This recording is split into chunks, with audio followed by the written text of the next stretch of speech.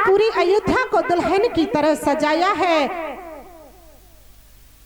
और प्रभु अवतार ले रही। तो गोस्वामी तुलसीदास जी ने लिखा है, नैमी तिथि माधो मास पुनीता सुखल पाछे अवजिते हरि पीता। राम सिया राम जय जय राम, राम सिया राम जय जय राम।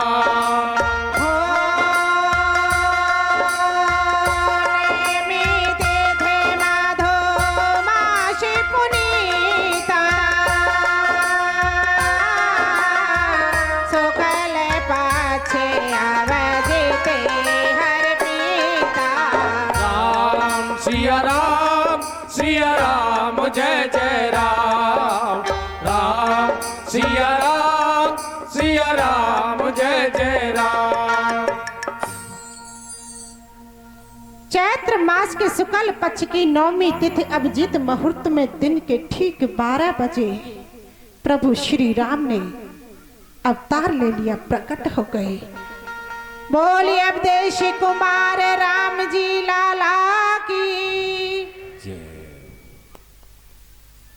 ऐसी सुंदर झांकी है राम जी की, बड़े ही सुंदर हैं। लेकिन माता ने देखा और कहा, अरे मैंने तो पुत्र बनकर के आने के लिए कहा था और आप तो स्वयं पिताजी बनकर के पधारे हैं। अरे कोई पुत्र इतना बड़ा होता है क्या? आप छोटे हो जाइए। तो भगवान राम थोड़े से छोटे हो गए। फिर कहा कि प्रभु और छोटे हो जाइए।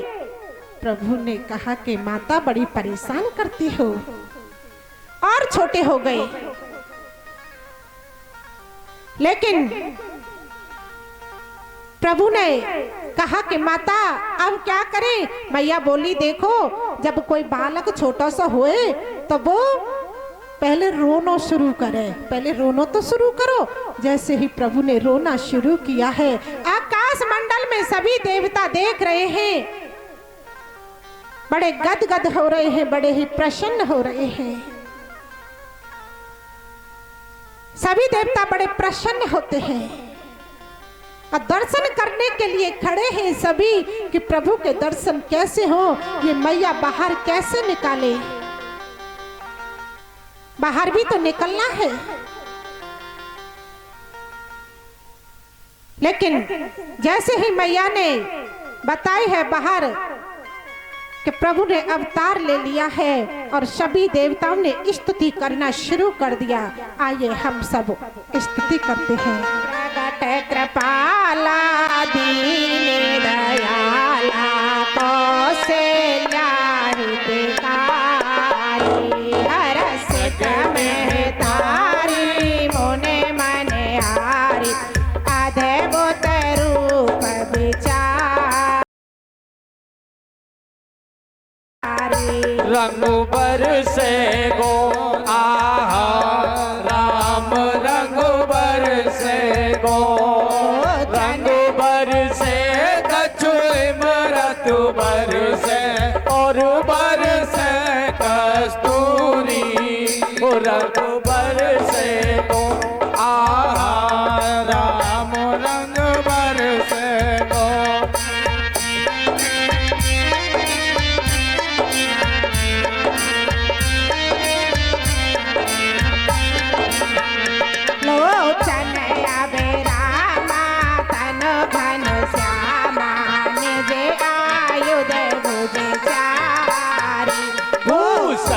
बनमाला नैन विशाला शोभा सिंधु करारी, करे गए करे जोरी आसो दे तोरी कहे वेद करो अनाथा।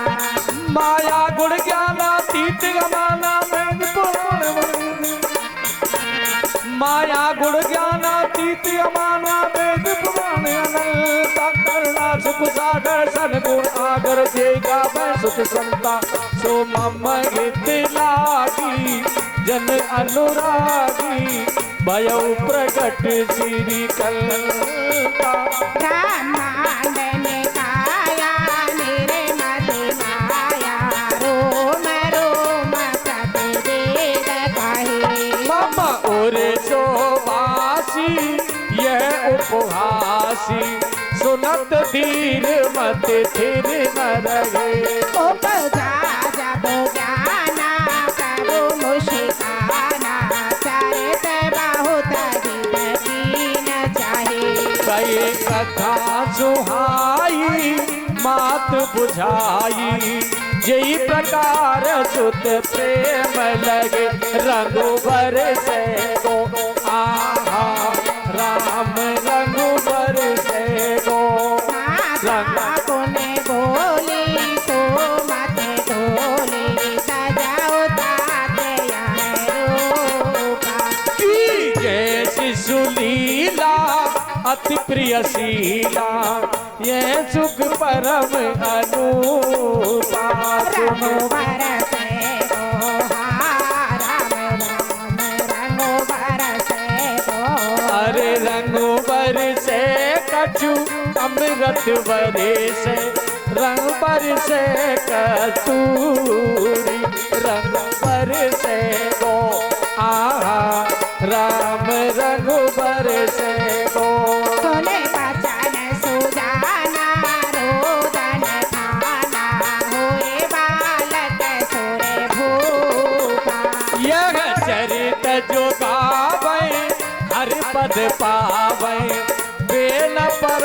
भवकूपा रघुबर से गो आहा राम रघुबर से गो ओ राम रघुबर से गो ओ राम रघुबर से गो आहा राम रघुबर से गो ओ राम रघुबर से गो ओ राम रघुबर से गो आहा राम रघुबर से गो ओ राम रघुबर से गो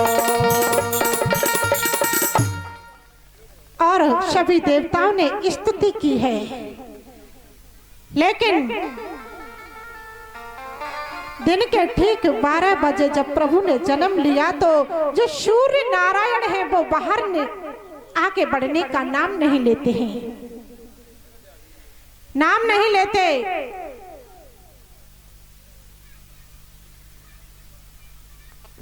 बाहर आगे नहीं बढ़ रहे हैं तो अब जो चंद्रमा जो है वो कहते हैं अरे सूर्य नारायण आप आगे बढ़िए, मुझे भी प्रभु के दर्शन करने हैं। सूर्यदेव ने कहा कि मेरे वंश में अवतार लेकर के आए हैं इसलिए मुझे दर्शन करना है, मैं नहीं आगे जाऊंगा। तो चंद्रदेव बड़े दुखी हुए तो प्रभु ने कहा कि चंद्रदेव तुम परेशान क्यों होते हो, अब की बार दिन में 12 बजे आया, अगली बार रात्रि के 12 बजे आऊंगा। और फिर भी तुम्हें लगता है तो जो भी मेरा नाम लेगा मेरे साथ तुम्हारा नाम अवश्य लिया जाएगा। इसलिए प्रभु राम जी के आगे चंद्र और लग गया, इसलिए उन्हें क्या कहते हैं, रामचंद्र।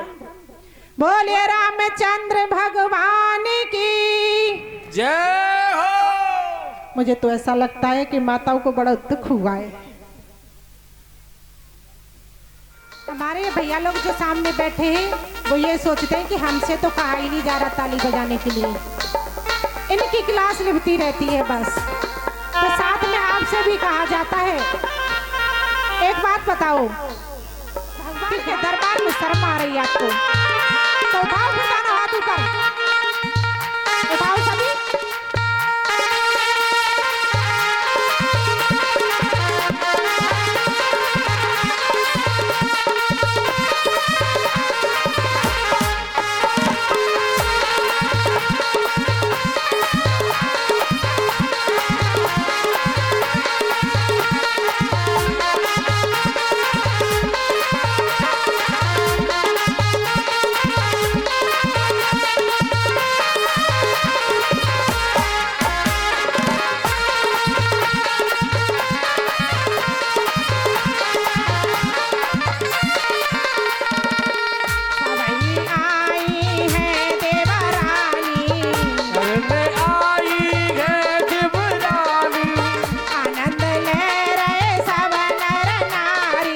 सब नर नारी हाजी सब नर नारी सब नर नारी हाजी सब नर नारी आनंद ले रहे सब नर नारी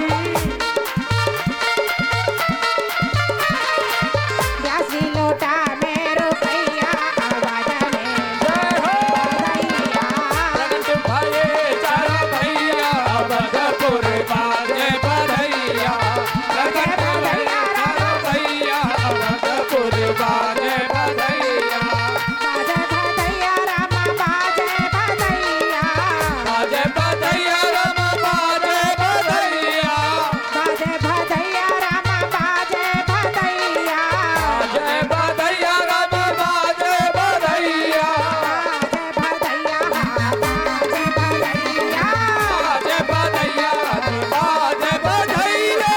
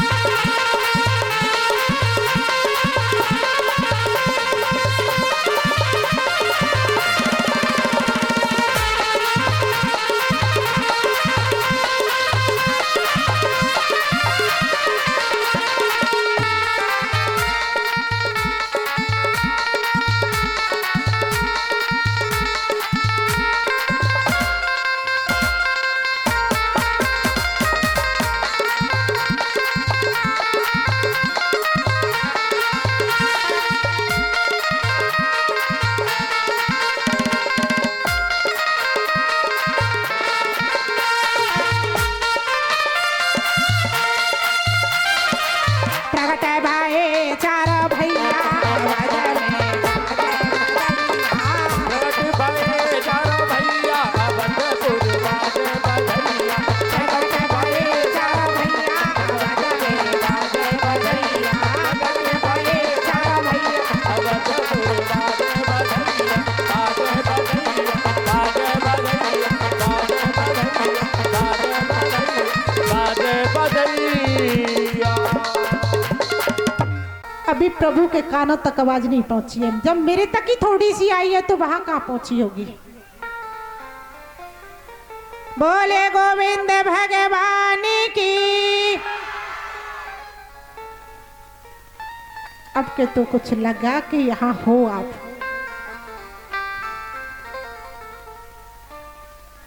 देखो मुझे यहाँ एक बात याद आ गई आपकी। जैसे हमारी माता जाती है ना,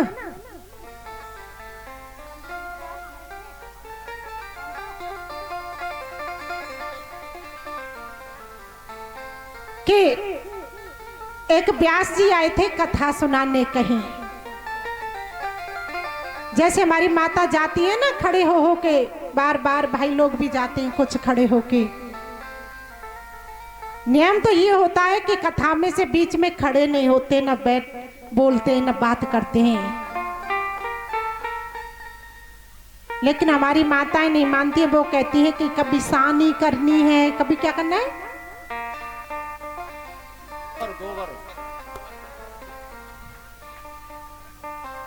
हाँ जो भी है। तो एक व्यास जी कथा सुनाने के लिए आए थे, तो पोती उन्होंने सिर पर रख ली और कहा कि भैया कोई कथा सुन लो। लेकिन गांव के लोगों ने कहा हमारे पास टाइम नहीं है कथा सुनने के लिए। हमारी तो भैंस की सानी करनी है और क्या करना है, गोबर डालना है, पानी भर के लाना है, और भैयाओं ने क्या कहा, खेत में पानी देना है। तो व्यास जी से मना कर दिया। व्यास जी पोती को रख के और बेचारे गांव से बाहर निकल लिए। तो बाहर 3 लोग थे जो भैंस चराने के लिए गए थे, ग्वारिया। उन्हें क्या बोलते, भैंस चराने के लिए गए थे, भैंस चरा रहे थे वो। अब व्यास जी पोती को लेकर के जा रहे, बोले भैया कोई हमारी कथा ही नहीं सुन रहा है, कोई कथा सुन लो भैया। ग्वारियाओं ने कहा कि देखो हमारे पास तो टाइम ही टाइम है, भैंस भी चढ़ती रहेंगी और तुम्हारी कथा भी सुन लेंगे, भैया यही रख लो, सुना दो, हम सुनेंगे। ठीक है। एक ग्वारिया था जो उसके सर से स्वापी होती है ना, वो बंध रही थी। तो उसने कहा भैया ले, खेत में उससे सीधा कर दिया, बिछा दी, और इसी पे भागवत जी को रख ले भैया और बैठ जा, हमें सुना दे। तो वे व्यास जी थे जो वो बैठ गए कथा सुनाने। कथा सुनाने के लिए बैठ गए तो तीनों जो ग्वारिया थे वो सामने बैठ गए। अब व्यास जी को 1 घंटा हो गया कथा कहते कहते। तो एक की भैंस आगे निकल गई तो वो खड़ा होके भागने लगा, मेरी भैंस गई, भैंस गई। ऐसे हमारी मैया भागती है ना, सानी गई, निशानी का टाइम गया। तो वो एक ग्वारिया वहां से खड़ा होकर के चला गया भैंस को रोकने। तो व्यास जी ने एक आंख खोली और देखा कि एक तो निकल गया, अभी 2 बचे। फिर व्यास जी को 15-20 मिनट हुई कथा सुनाते, दूसरा भी निकल लिया कि वो गया, मैं क्यों बैठा हूं, मैं भी चलूं। ऐसे ही होता है ना माता, एक खड़ी हो गई तो दूसरी को पक्का होना है, पक्की बात है ये तो। क्या भेड़ चाल। अच्छा।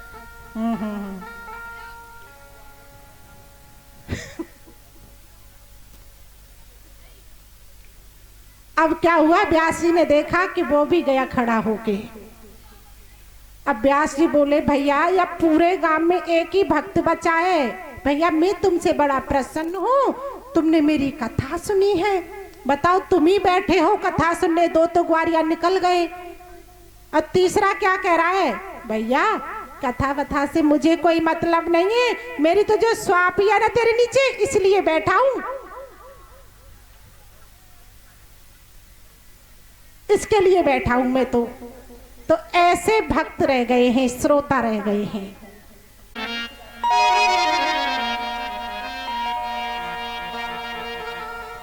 अब क्या हुआ कि व्यास मैया ने सोची कि देखो मैं कीर्तन नहीं करूंगी, ताली नहीं बजाऊंगी तो मुझे पाप लगेगा। पाप लगता है न, ताली नहीं बजाते हैं और कीर्तन नहीं बोलते हैं, तो इसलिए बोलना चाहिए। अब क्या हुआ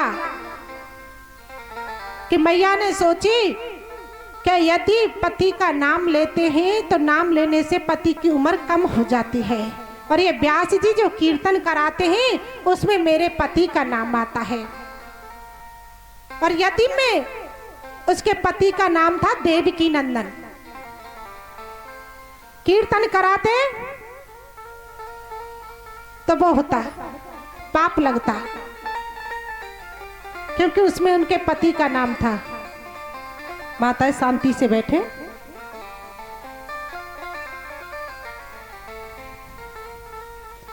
अब मैया ने सोची कि कल तो कच्छू है जाए पर मैं कीर्तन तो करके रहूंगी, ये व्यास जी हुआ देखूंगी कल। अब मैया आई और बैठ गई कीर्तन में आगे। व्यास जी ने कीर्तन शुरू करा दिया, कालिया मर्दनम कंस निकंदनम देवकी नंदनम तब शरणम। अब मैया आगे बैठी क्या कह रही है, कालिया मर्दनम कंस निकंदनम, उसके बेटे का नाम था चंपा, चंपा के पापा तब शरणम,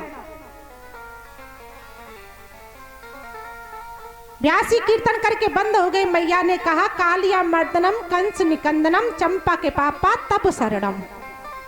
देखो कीर्तन भी हो गया, लय भी नहीं बिगड़ी और पाप भी नहीं लगा। तो माता तो फिर बजाती हैं। भाई लोग आप इधर बैठ जाते हैं, मुझे दिखते नहीं है। कल से कोई इधर बिछा दिया करो। भगवान राम का जन्म हो चुका है। सुखदेव जी कहते हैं राजन परीक्षित, उनके नामकरण करने के लिए गुरु वशिष्ठ आए हैं। दशरथ जी ने उनके चरणों में प्रणाम किया है और उन्हें आसन दिया, उन्हें बिठाया है।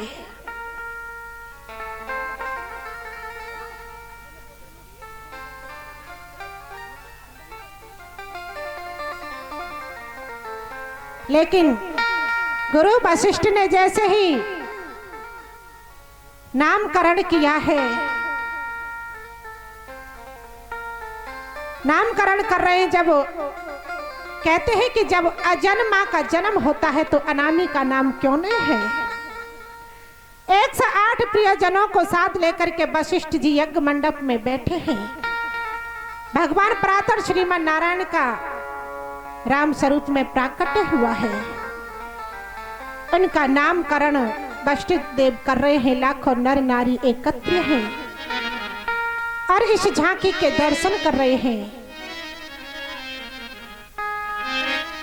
महात्मा वशिष्ठ देव वहां सुंदर नामकरण कर रहे हैं। महात्मा दशरथ जी और जो आनंद सिंध सुख राशि, जो आनंद सिंध सुख राशि, सी करते लोक सुपासी।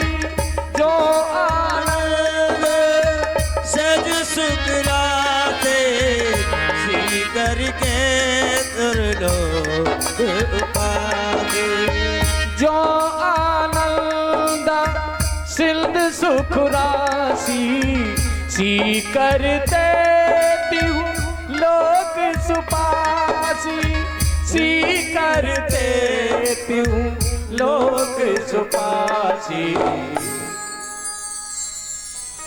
जो शोक धाम राम असनामा, जो सुख धाम राम असनामा, जो सुख धाम राम असनामा, अखिल लोक दा यज्ञ विरामा, अखिल लोक दा यज्ञ विरामा। अने विश्व भरण पोषण कर जोई, ताकर नाम भरत अस होई, जाके सुमिरन तेरे पुनासा।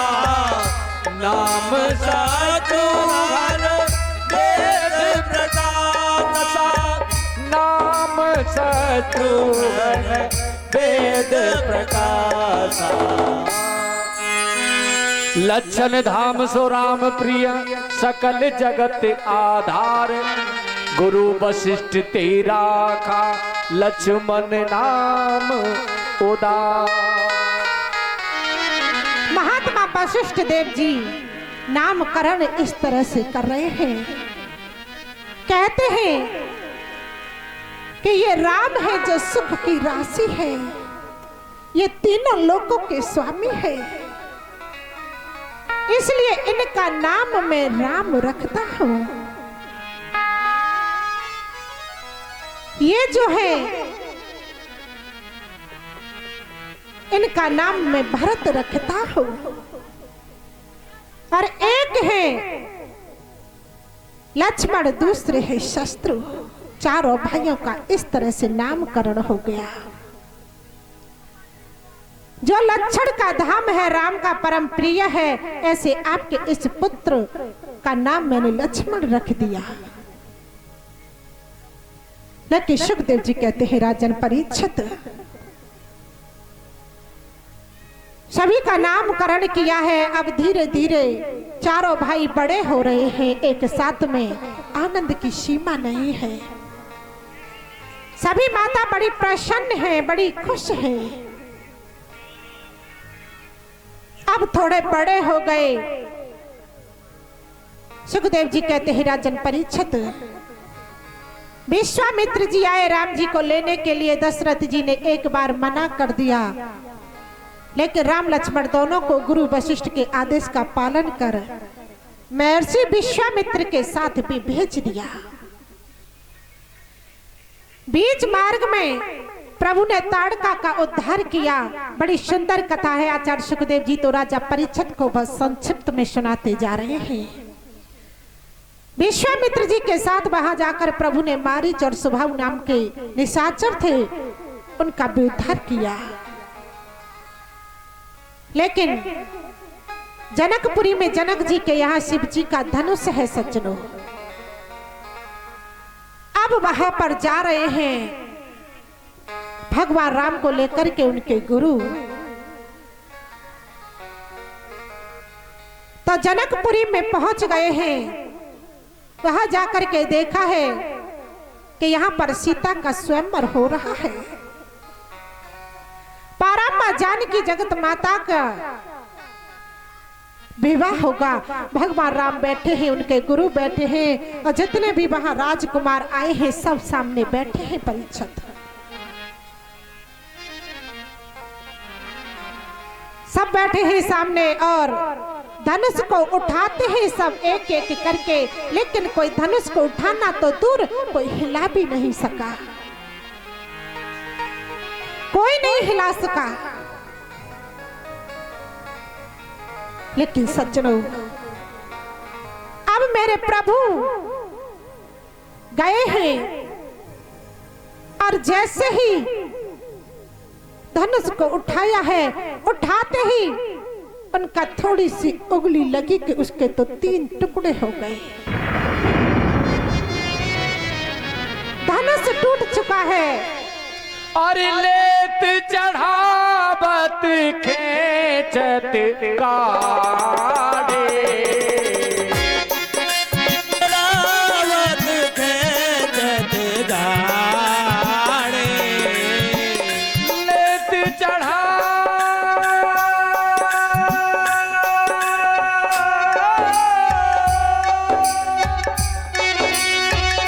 लेत चढ़ावत खेचत गाड़े, काहुल लगा देख सब गाड़े, कागुन लगा देख सब गाड़े, काहुल लगा देख सब गाड़े। धनुष टूट गया है। अब जानकी जी आ रहे हैं माला पहनाने के लिए, और साथ में सखियां भी चल रही हैं। प्रभु राम खड़े हैं और जानकी जी माला लेकर के आते हैं सज्जनों। अब माला कैसे डालें? सीता जी थोड़ी छोटी पड़ गई हैं, राम जी तो लंबे हैं ही और उनका मुकुट भी 1.5 फुट ऊंचा है। अब कैसे वो माला पहनाए? और अब तो वहां पर सब कहते हैं कि प्रभु राम झुक जाइए। राम जी कहते हैं कि नहीं, हम झुक नहीं सकते।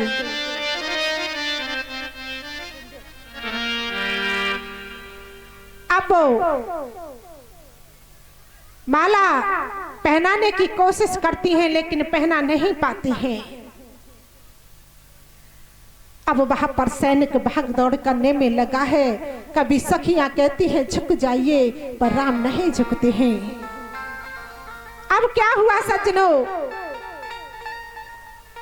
अब दशरथ जी कह नहीं सकते कि मेरे घर प्रभु आए हैं और इनसे मैं कह दूं झुकने के लिए, ये नहीं हो सकता। हर बात में मर्यादा है। रामचरित्र में हर बात में मर्यादा है सज्जनों। अब माला कैसे पहनाए? अब सखिया ने इशारा लक्ष्मण जी को किया है। लक्ष्मण जी ने कहा कि क्या करें।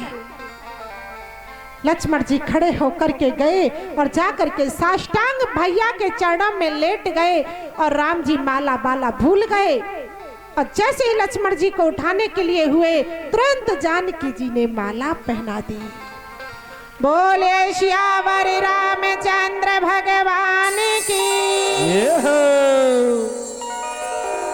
सब बड़े प्रसन्न हैं, खुश हैं। माला पहना दी है। आज दशरथ जी बड़े ही गदगद हो रहे हैं, बड़े ही प्रसन्न हो रहे हैं। और जनक महाराज ने सुंदर जोड़ी के दर्शन किए हैं। जनक महाराज बारात लेकर के आए हैं।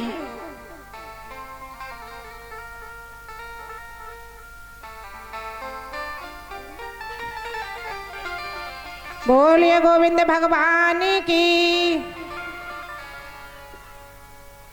दशरथ जी जब बारात लेकर के आए जनक महाराज के यहाँ पर, तो अपने पुत्रों को भी साथ में लेकर के आए हैं। भरत जी हैं, शत्रुघ्न जी भी हैं। श्री जानकी जी का विवाह प्रातः श्री राम जी से हुआ। उर्मिला जी का विवाह लखन लाल जी से हुआ। मांडवी जी का विवाह भरत लाल से हुआ। श्रत कीर्ति जी का विवाह शत्रुघ्न लाल जी से हुआ। जानकी जी आज बहुत आनंद मना रही हैं और सभी वहां पर मंगल गीत गा रहे हैं। बड़े ही प्रसन्न हो रहे हैं, खुश हो रहे हैं। लेकिन आपसे एक बात कहूं, जब बेटी का विवाह होता है, विवाह 1 महीने बाद है, लेकिन 2-3 महीने पहले से ही तैयारियां शुरू हो जाती हैं बेटी के विवाह के लिए। एक जो बाप होता है, जो पिता होता है, वो इतनी तैयारियों में जुट जाता है, सब भूल जाता है।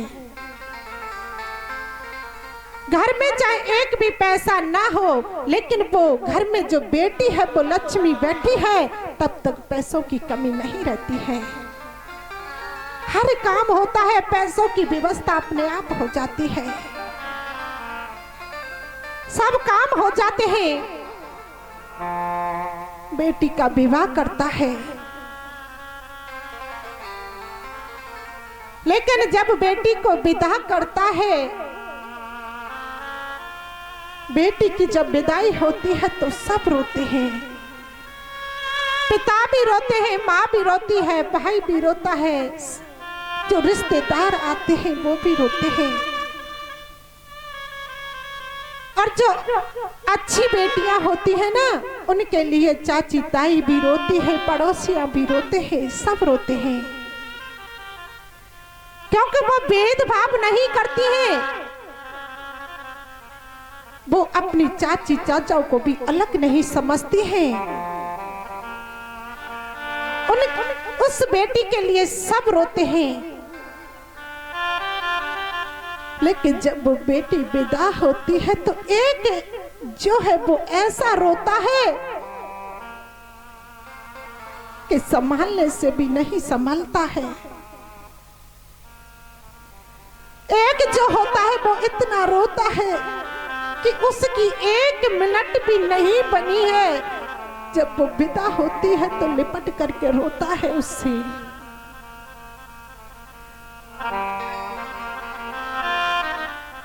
अरे जो भी बात होती है, झगड़ा होता है दोनों में, वो एक भाई होता है जो भाई अपनी बहन से लिपट करके रोता है, सब भूल जाता है। वो बहन विदा होती है, 1 मिनट भी नहीं बनी, हर छोटी छोटी बात पर लड़ाई होती है। बहन से बोलेगा नहीं, लेकिन बहन उससे फिर भी मनाती है, बहन मनाती है उसे। खाना नहीं खाएगा तो बहन उससे दे करके आएगी, ले खा ले। आज वो भाई ऐसा रोता है जब बहन विदा होती है।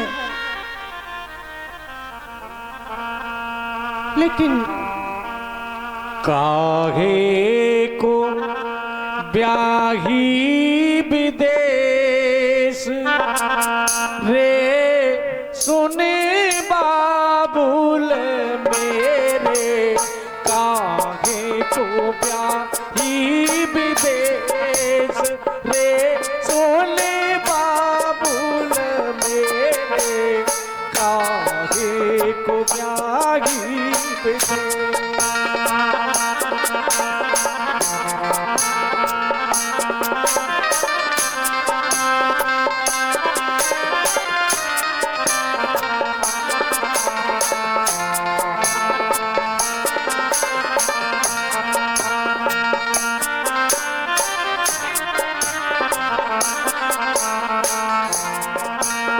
हम तो बबुल तेरे पिंजड़े की चिड़िया, हम तो बबुल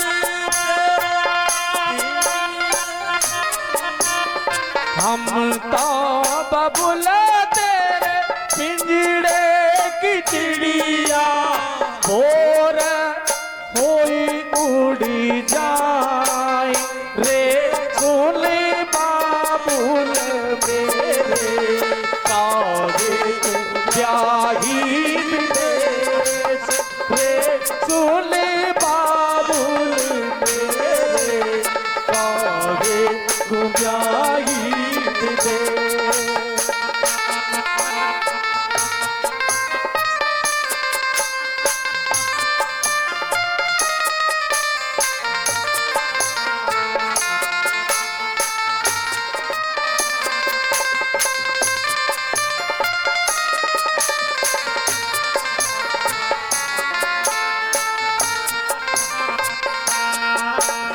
हम तो बबुल तेरे खूंटे की गैया, हम तो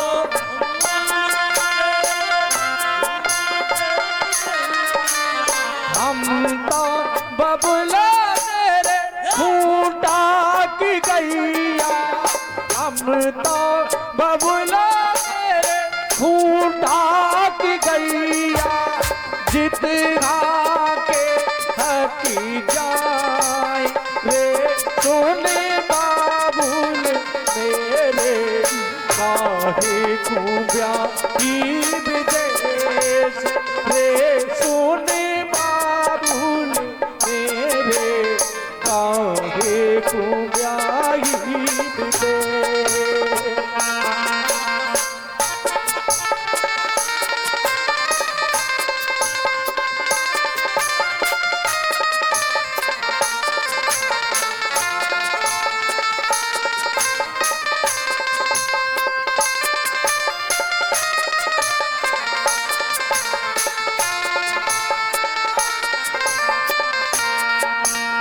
भैया को दीने महल दुमैले, भैया को दीने महल दुमैले, भैया को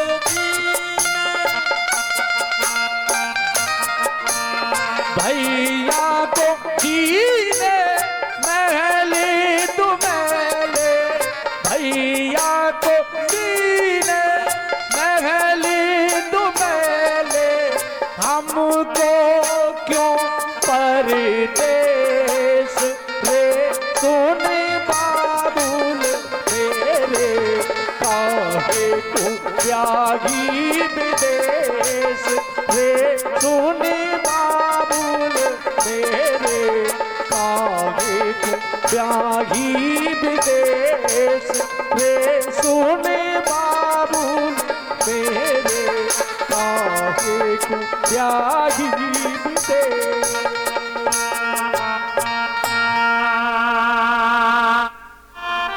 भाई रोता है, माँ रोती है, सभी रिश्तेदार भी रोते हैं, सब रोते हैं, लेकिन पिता किसी के सामने नहीं रोता है, वो अंदर से टूट चुका होता है, वो अंदर से टूट जाता है। बेटी की जब विदाई होती है तो कहीं जाकर के छुप जाता है, और वहां जाकर के रोता है। बेटी जाती है, जब सामने नहीं देख पाता है जाते हुए, बाहर रोता है चिपट करके। लेकिन जब बेटी चली जाती है तो अच्छी बेटियों को सब याद, और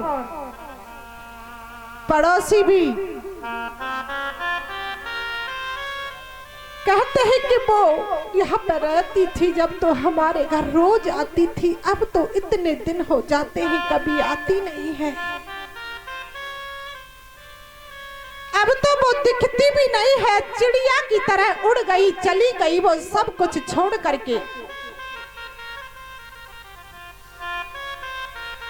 आज सीता जी विदा हो रही है तो जनक जी रोते हैं, कहते हैं बेटी मैंने अपनी पुत्री से ज्यादा तुम्हें माना था, पाला था,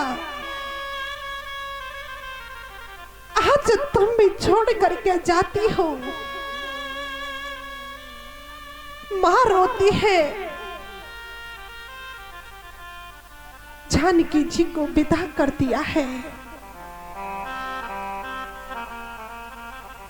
जानकी जी का विवाह हो गया, विदा हो गई। सुखदेव जी कहते हैं परीक्षित, कभी कभी क्या होता है कि ज्यादा खुशी को नजर लग जाती है। ऐसा आनंद उत्सव लोगों ने राम विवाह का मनाया, शायद उस खुशी को नजर लग गई। तीनों माताओं ने मिलकर के चारों बहुओं का स्वागत किया है। आज उनकी खुशी को नजर लग गई। लेकिन सुखदेव जी कहते हैं राजन परीक्षित, भरतलाल तो चले गए अपने मामा के घर पर। विघ्नेश्वरी देवी का अयोध्या में प्रवेश हुआ। विघ्नेश्वरी देवी कौन है? मंत्रा। लेकिन मंत्रा की बुद्धि में विकृति पैदा कर दी। मंत्रा के द्वारा महारानी कैकेयी के विचारों को बदल दिया गया। कैकेयी के विचारों को बदल दिया। लेकिन परीक्षित पहला बर भरत का राज्याभिषेक, दूसरा बर राम को 14 वर्ष का वनवास, ये सब कैकेयी को बोल करके कहा कि जाओ ये राजा से तुम वरदान मांग लो, क्योंकि कल राजा बन जाएगा राम, नहीं तो भरत को कुछ नहीं मिलेगा। अब तो कैकेयी पास में गई और कहा कि आप मेरे वरों को मुझे दे दीजिए, मुझे मेरे वरदान चाहिए। सुखदेव जी कहते हैं राजन परीक्षित, कैकेयी ने जाकर के दशरथ जी से वो वरदान मांगे। दशरथ जी देखते रह गए और कहा कि ये तुम क्या कह रही हो? मेरे राम को 14 बरस का वनवास, अरे तुम्हें राज अभिषेक भरत का करवाना था तो मांग लेती, लेकिन राम को 14 बरस का वनवास, ये तुमने क्या मांगा है? अरे मेरा भरत, मेरा राम, कभी भरत से पूछ करके तो देखो वो ये चाहता है क्या?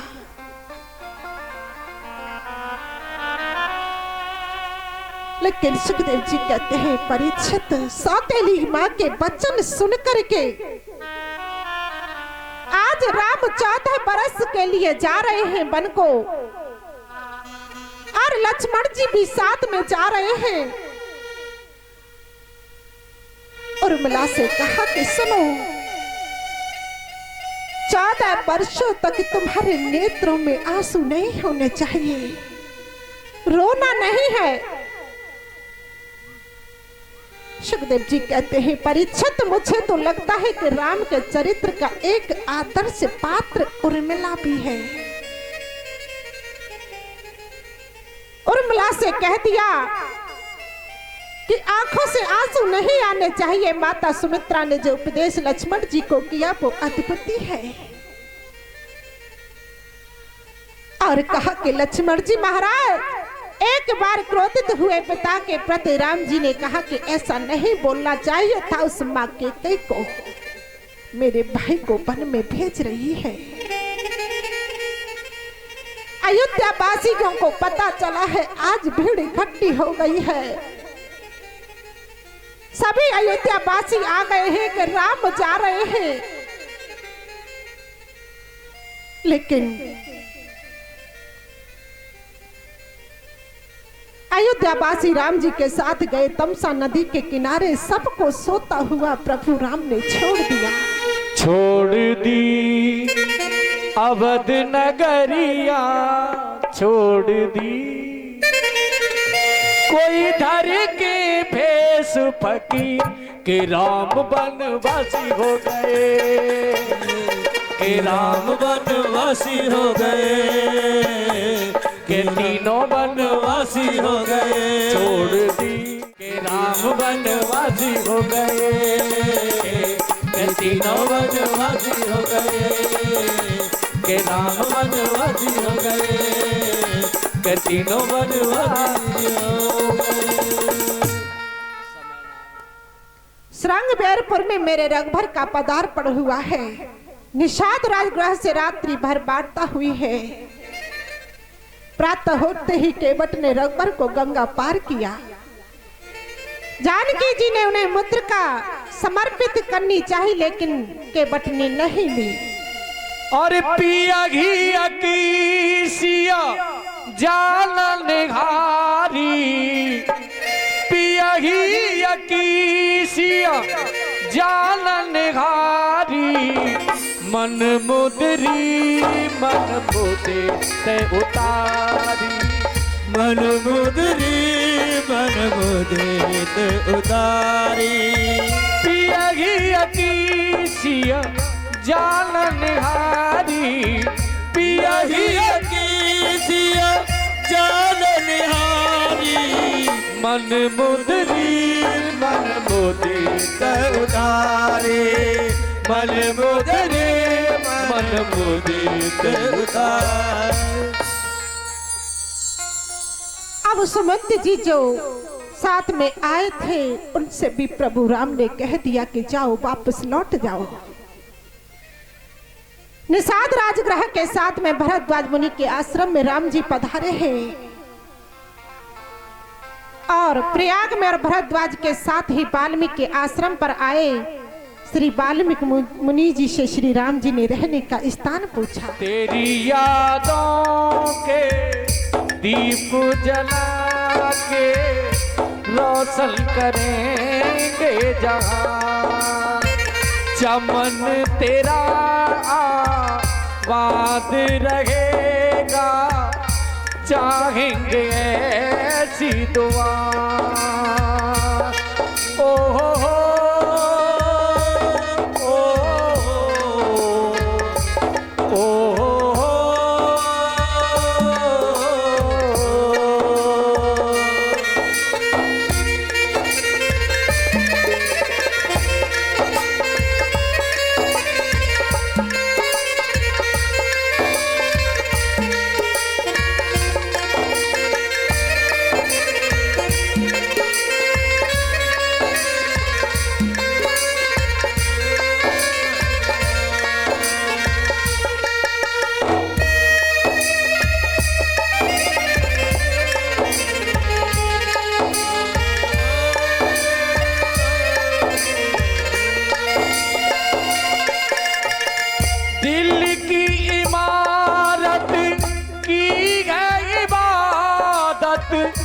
चांद सितारा पे लिख देंगे, कोई अंधेरा अब ना गिरेगा, नाम फलक पे हम लिख देंगे। गुजरेंगे हम तूफानों से, पिएंगे पीर सदा। ओ हो हो, ओ हो हो,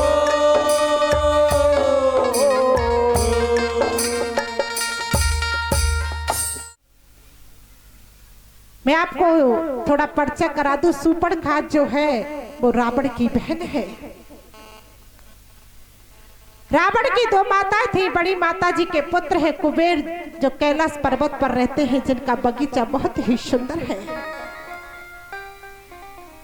रावण की दूसरी माता जी के 3 पुत्र हैं और 1 पुत्री है। उससे बड़े पुत्र रावण, कुंभकर्ण और शूर्पणखा।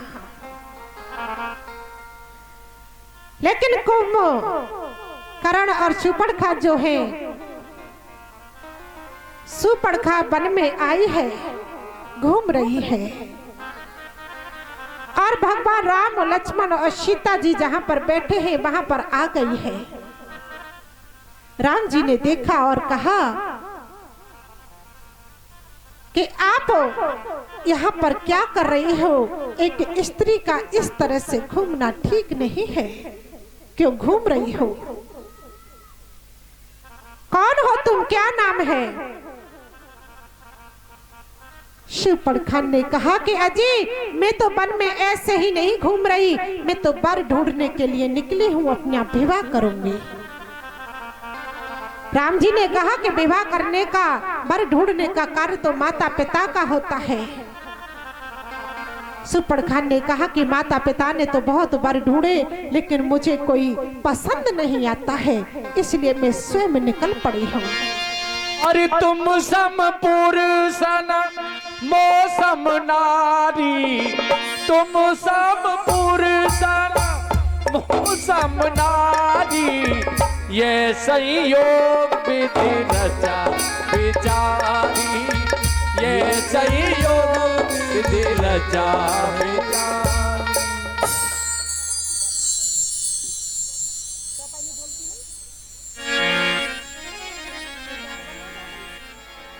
लक्ष्मण जी ने कहा कि कौन हो? कि मैं विवाह करने के लिए आई हूँ।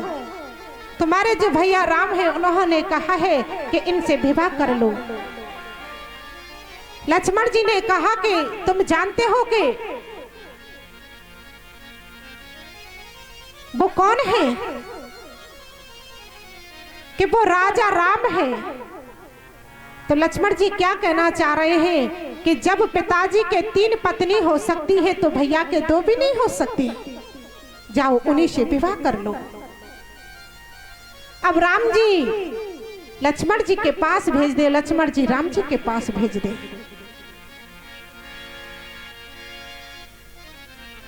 लेकिन शूर्पणखा ने कहा कि ये क्या कर रहे हो? मुझे क्या पागल समझ रखा है? मैं अभी, तुम्हें पता नहीं है कि कौन हो? रावण की बहन हो, सर्वनाश कर दूंगी।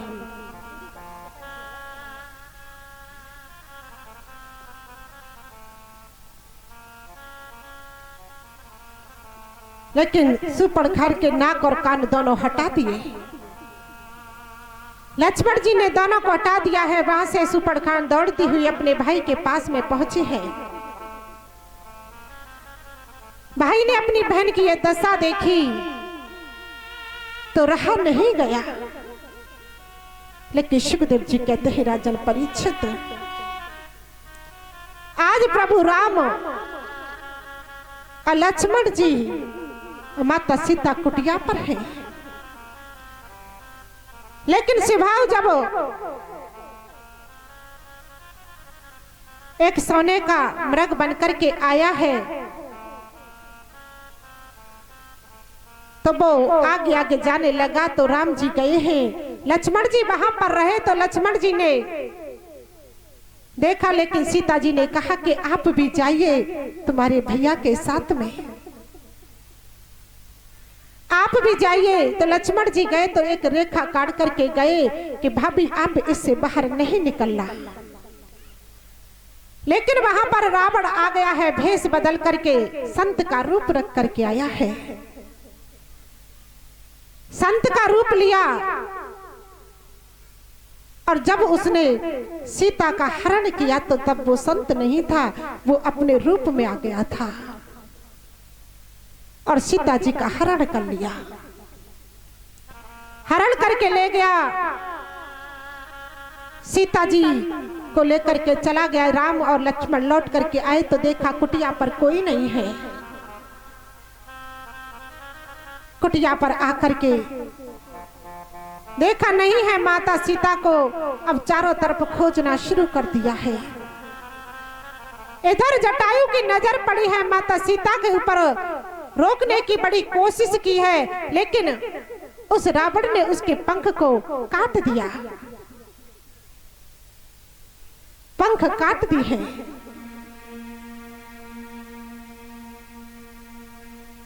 और पंख काटने के बाद में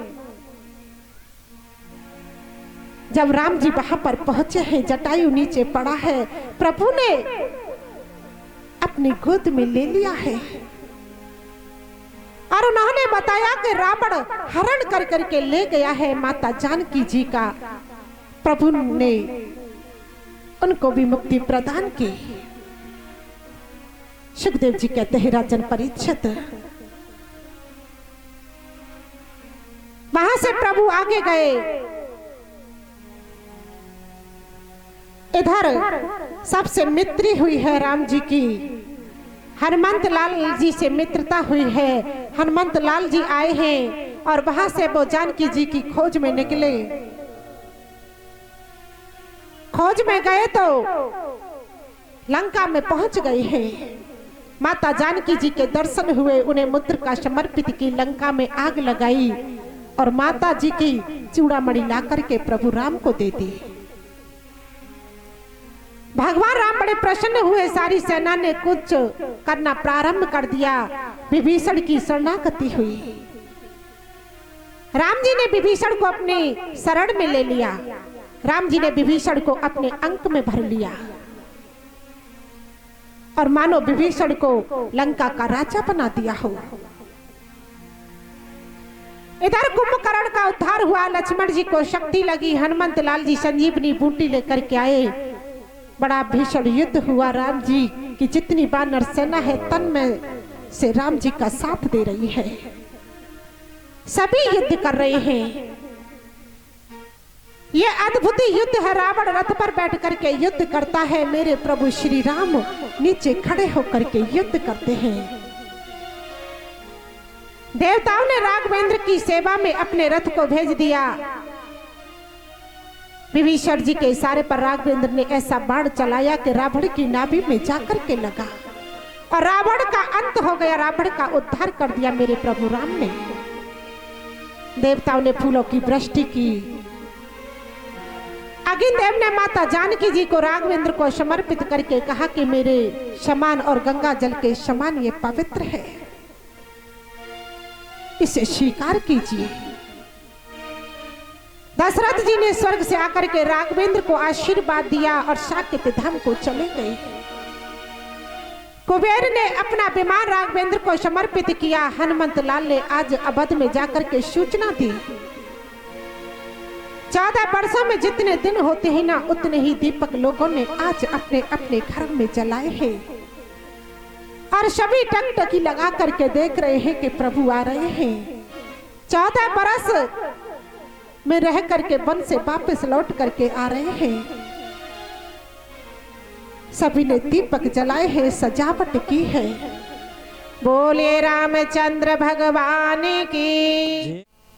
और 13,000 वर्ष तक राजा राम ने प्रशासन किया। 13,000 वर्ष तक प्रशासन करके समस्त अवधवासियों को विमान आरूढ़ करके रघुवीर साकेत धाम को चले गए। बोले रामचंद्र भगवान की।